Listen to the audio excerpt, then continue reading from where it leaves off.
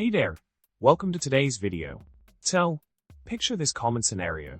You have a table with data on different people, their interactions, and corresponding numbers. The problem arises when you want to count how many times certain values appear in two columns based on a third value. It can get a bit tricky, right? Well, fear not, because we've got a solution for you. In the solution provided, we take the original table and expand it by adding additional rows. This expanded table now includes all possible combinations of the values from the original table. By doing this, we can easily see the unique values and their corresponding counts next to them.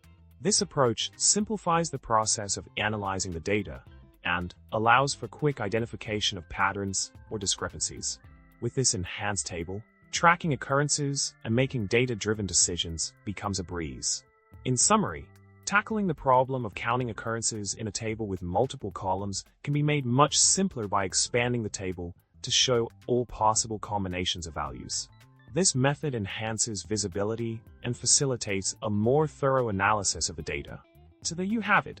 If you found this video helpful, make sure to subscribe, like, and leave a comment below. Thanks for watching, and until next time, happy analyzing.